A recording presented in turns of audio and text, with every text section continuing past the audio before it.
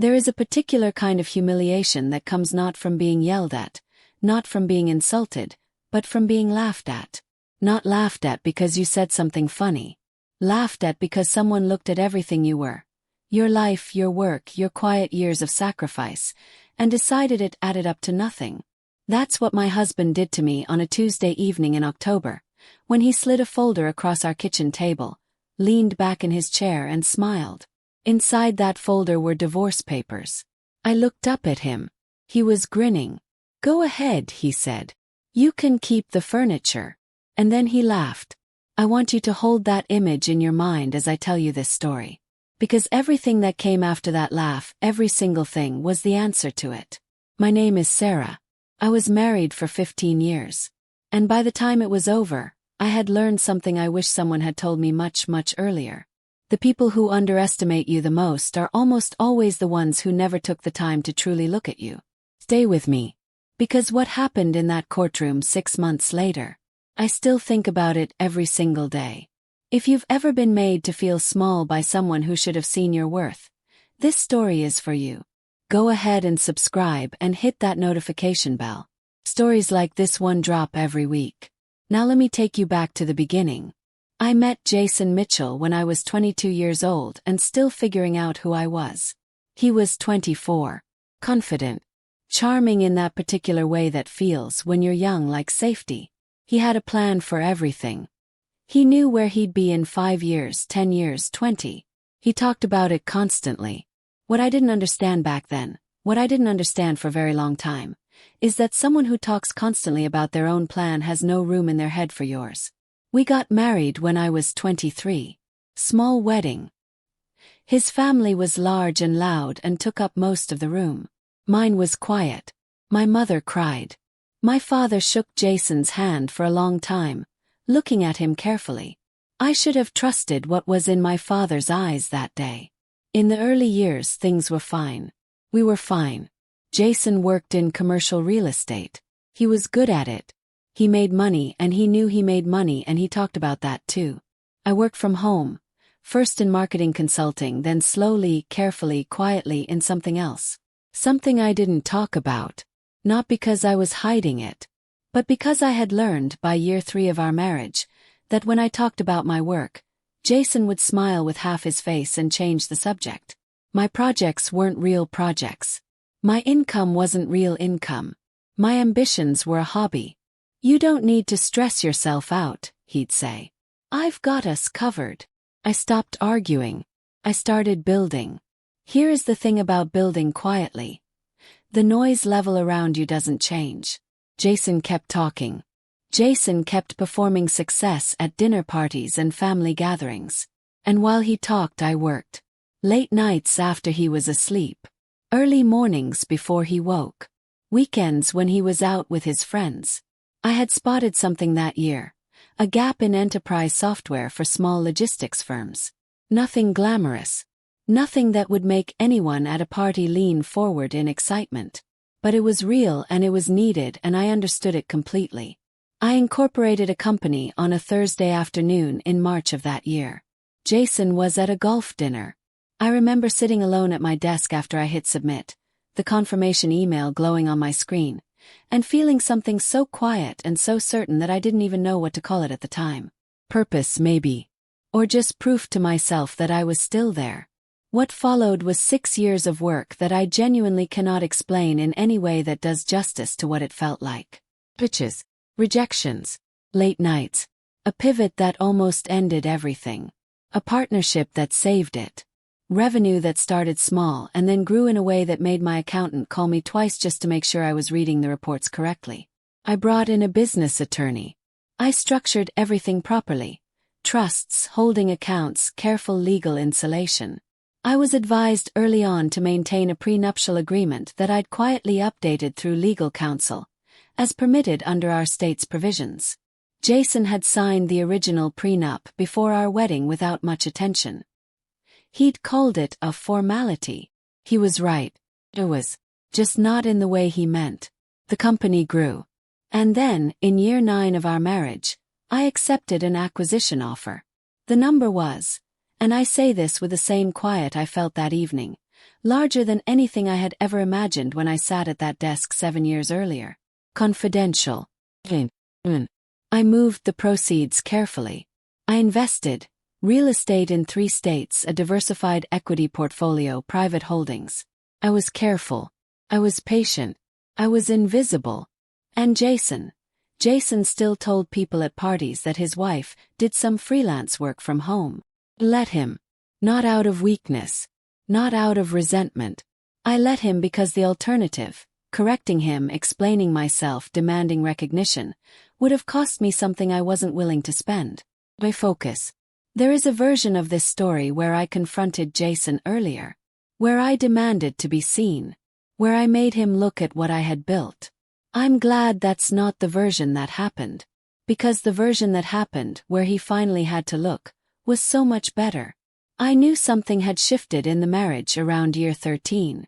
I don't mean I suspected infidelity first, though that came later. I mean I noticed the way his attention rearranged itself, the way he started taking longer at the office, the way he stopped asking me even the performative questions he used to ask. How was your day? What did you work on?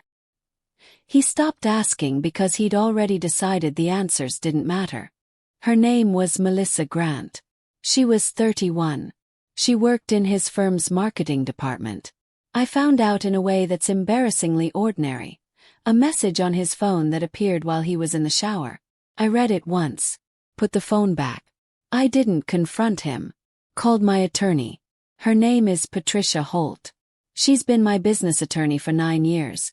And she is the kind of person who speaks in complete, unhurried sentences even when the subject is catastrophic. She listened to me describe what I'd seen. There was a pause. Okay, she said. Let's make sure your documentation is immaculate. That's it. That's all she said. And somehow it was exactly enough. For the next 2 months, I conducted myself exactly as I always had. I cooked dinner. I attended Jason's work events. I smiled at Melissa Grant twice at a company party and watched her look away first. And then one Tuesday evening in October, Jason came home early, sat down across from me at the kitchen table, and slid a folder toward me. I want a divorce, Sarah. I looked at the papers. Then I looked at him. He was sitting back in his chair with his arms crossed. He had the posture of someone who had already won something. I've talked to a lawyer, he said. I think you know this has been over for a long time. I said nothing. I was waiting to see what version of this he had prepared. I'm going to be fair, he said. And then he smiled. You'll get alimony. We'll sort out the house. You'll be fine. He paused. I mean, I know this isn't ideal for you. You don't exactly have a career. But you've had a comfortable life. I made sure of that. And then he laughed. Short and light, like he was being generous by finding this amusing rather than tragic. Good luck surviving without me, he said. I looked at him for a long moment. Then I picked up the pen he'd placed beside the folder. I signed the acknowledgement page. Not the full papers, just the receipt. My hands were completely steady. I'll have my attorney review these, I said.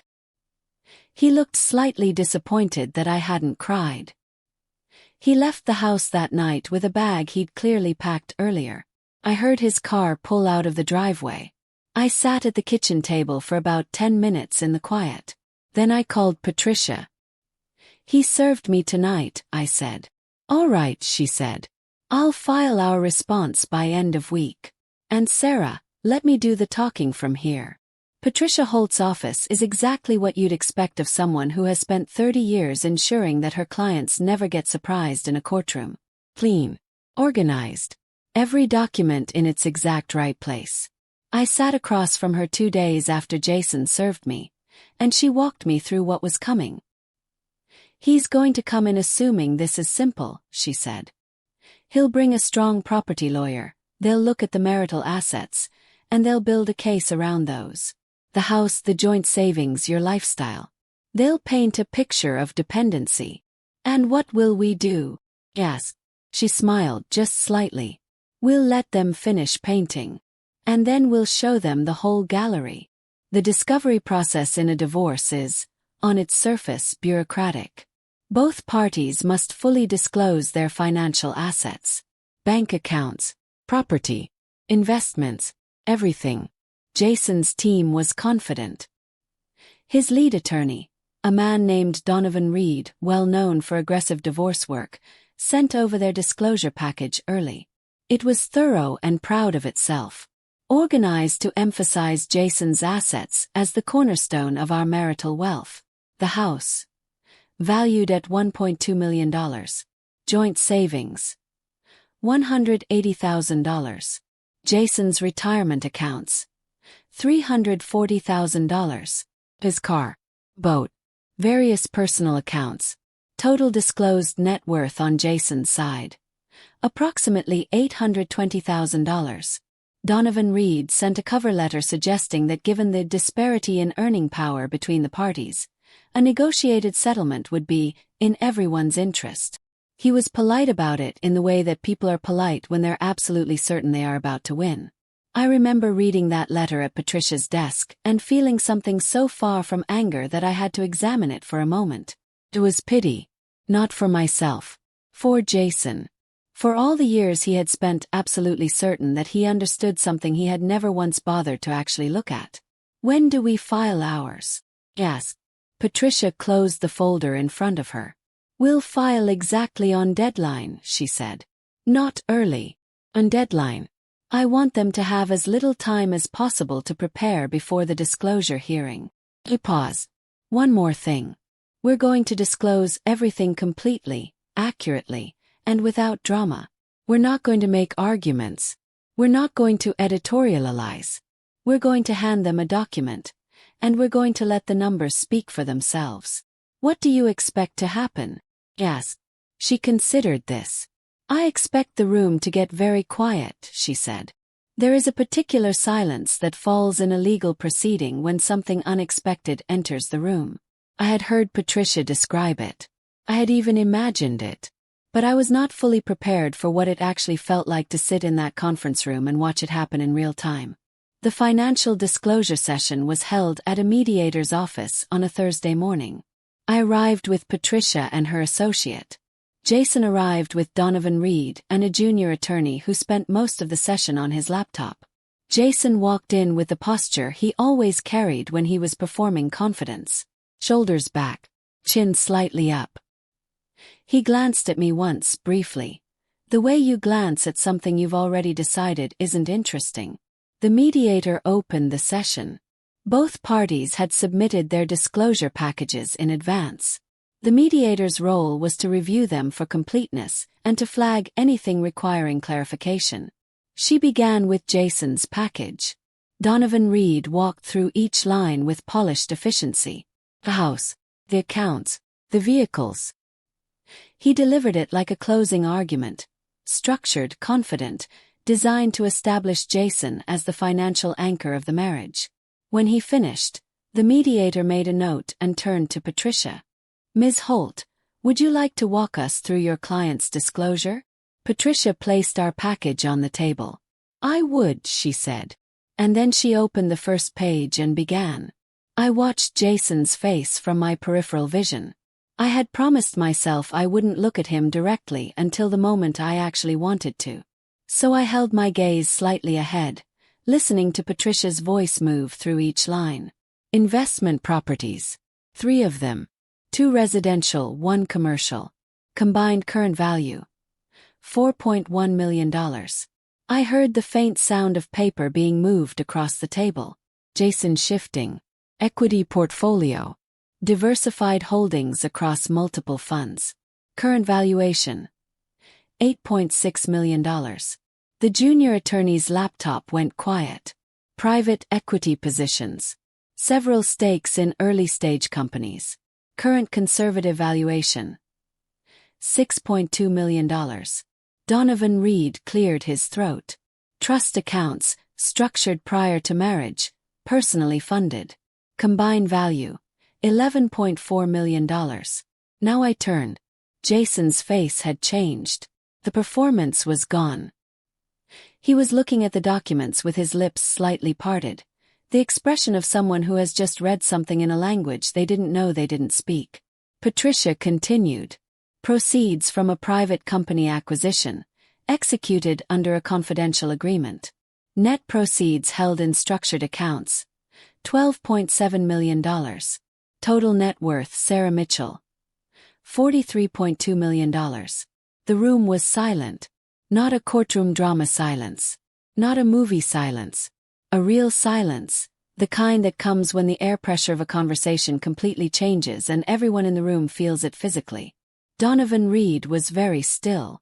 He picked up the disclosure package. He flipped to a page. He flipped to another. He set it down. The mediator made a note. Long note.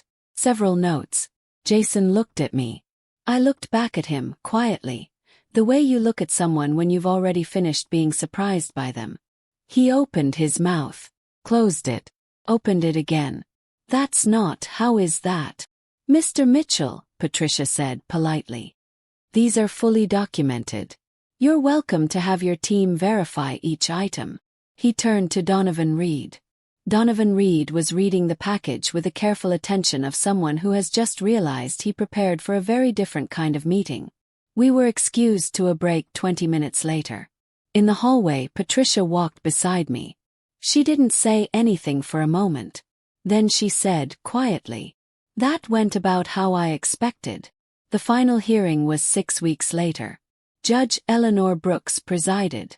She was perhaps 60, with gray hair pinned neatly back and the expression of someone who has seen every possible configuration of human behavior in a courtroom and long since stopped being surprised by any of it. Jason arrived with Donovan Reed and 2 additional associates. He had clearly been briefed on the disclosure numbers by this point, but something in the way he carried himself still hadn't fully absorbed what they meant. He sat down at the plaintiff's table with the residue of his old confidence still visible in his posture, like a man still wearing a coat he hasn't realized doesn't fit anymore. Melissa Grant sat in the gallery behind him. She was dressed carefully. She looked, I thought, slightly less certain than she had at that company party where I'd watched her look away from me. I sat with Patricia at the respondents' table. I wore a navy jacket. I had slept well. Judge Brooks began the hearing by reviewing both disclosure packages. She worked through them with methodical calm, making occasional notes. The courtroom was quiet. Then she stopped. She set Jason's package to one side.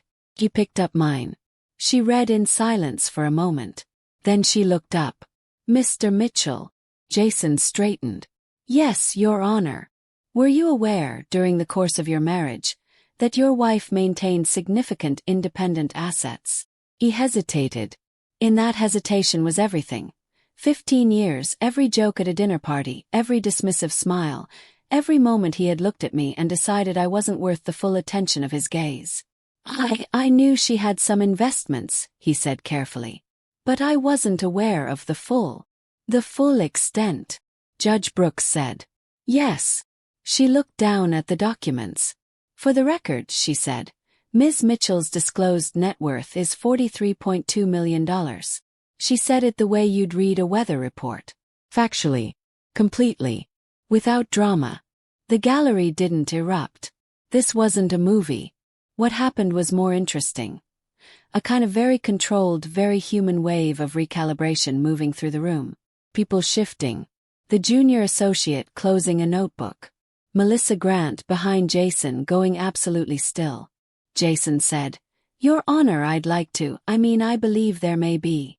"Mr. Mitchell," Judge Brooks said, "these assets have been fully documented and are not under dispute as to their existence. What is under dispute is any potential marital claim to them." She set the documents down. "Which brings us to the matter of the prenuptial agreement." Donovan Reed visibly tensed. Patricia had prepared me for this moment. The prenup Jason had signed 15 years ago, before our wedding, was a standard document. Standard except for one carefully constructed clause, one that had been drafted by a quiet, precise attorney my father had recommended, and that Jason had skimmed and signed at a rehearsal dinner. The clause specified that any assets independently acquired, developed, or grown by either party through individual business activity remained the sole property of that party, regardless of marital status. It was airtight. It had been reviewed and reaffirmed through a post-nuptial update 6 years into our marriage. An update Jason had signed during a conversation in which he'd called it routine paperwork. Judge Brooks read the relevant section into the record. The prenuptial agreement signed by both parties on March 14, she said the year, and reaffirmed by post-nuptial amendment, is enforceable and not subject to contestation on the basis of unconscionability, given that independent legal counsel was available to both parties at signing. A pause. Mr. Mitchell, the business assets, investment holdings, and proceeds of independent enterprise disclosed by Ms. Mitchell are not marital property. They are not subject to division. Donovan Reed stood. Your Honor, we would argue that. Mr. Reed, Judge Brooks said, your client was represented by counsel at both signings. The agreement is clear. Please sit down. He sat. Judge Brooks continued reviewing the marital assets, the house, the joint accounts, the items that were genuinely shared. These were divided fairly, as I had instructed Patricia to allow. I didn't need the house. I didn't need the argument. What I needed was already in the record. Then the judge turned to one final matter. During the discovery process, Jason's team had attempted to characterize several of his personal accounts as jointly contributed, implying I had transferred funds into them, which would have made them subject to different treatment. The characterization was not accurate. It was, in the judge's assessment, a bad faith misrepresentation. Judge Brooks sanctioned Jason's team. She awarded me full legal costs. She noted the misrepresentation in her formal record. Donovan Reed gathered his papers with the careful, controlled movements of a man who is very unhappy but is too professional to show it fully. Jason sat at his table for a moment after the ruling. He didn't move. I watched him for exactly the length of time it took me to feel, fully and completely, that I was done. Then I turned to Patricia. Thank you, I said quietly. She nodded once. We walked out. The October air outside the courthouse was cold and clear. I stood on the steps while Patricia spoke with her associate. There was noise around me, city sounds, people passing, but inside I was very, very quiet. I heard footsteps behind me. Turn. Jason was coming down the courthouse steps. His coat collar up, Donovan Reed nowhere visible. He looked different. Smaller than he usually looked. Something had come off of him in that courtroom. Some surface layer he'd been maintaining for a long time. And without it, I could see him more clearly than I had in years. He stopped a few feet from me. For a moment he just looked at me. Not with anger. Not with contempt. With something I hadn't seen on his face in so long that it took me a second to name it. Recognition. Sarah, he said. Waited. I didn't know, he said. Came out low. Almost like a confession. I genuinely didn't know. I know you didn't, I said. He looked down for a moment. Then up. Maybe we could. Maybe it's not too late to. Jason. He stopped. I looked at him carefully. Not unkindly. I had stopped being angry with him a long time ago.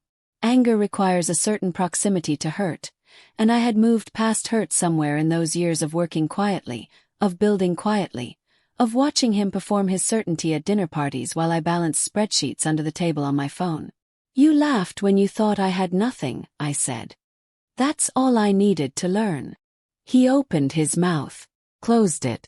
I turned and walked down the last few steps to where Patricia was waiting. I didn't look back. Not because I was making a point, but because I genuinely had nothing left to turn back for. We drove away. I watched the courthouse shrink in the side mirror. I felt, for the first time in longer than I could properly measure, entirely like myself. People ask me sometimes what I did first after it was all over. The honest answer is nothing dramatic. I went home. I made coffee. I sat at the same desk where I had once quietly incorporated a company while my husband was at a golf dinner. I looked out the window for a while. Then I opened my laptop and started working on the next thing. That's who I am. That's who I always was. It just took the rest of the world a little longer to notice. In the months that followed, I established the Mitchell Foundation, keeping the surname because I'd earned it, focused on funding early-stage women founders in technology and logistics. Women who, like me, were building something real while the people around them hadn't yet learned to look. Became a mentor. I sat across from women who were brilliant and uncertain and underestimated. And I said to them the thing I wish someone had said to me 20 years earlier. Keep going. Let them underestimate you. The quiet building is the real building. The rest is just noise. As for Jason, I know through mutual friends that things with Melissa didn't last. I don't take satisfaction in that. Truly. I hope whatever he figures out about himself comes without too much pain. But I will tell you this. The last time I heard from him was a text message, 8 months after the divorce. It said, "I hope you're doing well. I think about everything a lot." I read it once. I didn't respond. Not out of cruelty. But because there was nothing I needed to say that hadn't already been said. In that courtroom, in those documents, in the 15 years of work he never bothered to see. The greatest mistake Jason ever made wasn't filing for divorce. It was assuming he knew the value of the woman sitting across from him. And in the end, in the quietest, most complete way, I think he knows that now. I hope you take something from this story.